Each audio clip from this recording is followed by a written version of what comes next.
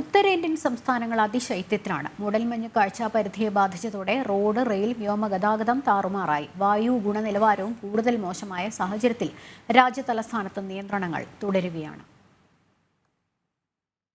പഞ്ചാബ്, ഹരിയാന, രാജസ്ഥാൻ, ഉത്തർപ്രദേശ്, മധ്യപ്രദേശ് കൂടാതെ ഡൽഹിയിലും അതിശൈത്യവും മൂടൽമഞ്ഞും സമസ്ത മേഖലയെയും ബാധിക്കുന്നു. ചിലയിടങ്ങളിൽ താപനില 3 ഡിഗ്രിയിലും താഴ്ന്നു. കാലാവസ്ഥാ നിരീക്ഷണ കേന്ദ്രം മഞ്ഞ അലേർട്ട് പ്രഖ്യാപിച്ചു. മൂടൽമഞ്ഞ് ഗതാഗത മേഖലയെ ബാധിച്ചതോടെ യാത്രക്കാർ ദുരിതത്തിലായി. ഡൽഹി വിമാനത്താവളത്തിലേക്കുള്ളതും ഡൽഹിയിൽ നിന്ന് പുറപ്പെടുന്നതുമായ സർവീസുകൾ മണിക്കൂറുകൾ വൈകി. 50-ലധികം വിമാന സർവീസുകളെയാണ് പ്രതികൂല കാലാവസ്ഥ ബാധിച്ചത്. 25-ലധികം ട്രെയിൻ സർവീസുകളും സമയക്രമം തെറ്റിയാണ് ഓടുന്നത്. മൂടൽമഞ്ഞ് റോഡ് ഗതാഗതത്തെയും ബാധിച്ചു. എക്സ്പ്രസ് വേകളിൽ അപകടങ്ങൾ റിപ്പോർട്ട് ചെയ്തിട്ടുണ്ട്. അതേസമയം അതിശൈത്യത്തിനൊപ്പം വായു ഗുണനിലവാരവും മോശമായി തുടരുന്ന സാഹചര്യത്തിൽ ഡൽഹി കടുത്ത നിയന്ത്രണങ്ങളിലൂടെയാണ് കടന്നുപോകുന്നത്. BS3 പെട്രോൾ, BS4 ഡീസൽ വാഹനങ്ങൾക്കും അത്യാവശ്യമല്ലാത്ത നിർമ്മാണ പ്രവർത്തനങ്ങൾക്കും നിരോധനം തുടരുകയാണ്.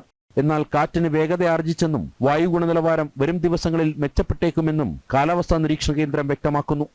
ജനം, ഡൽഹി.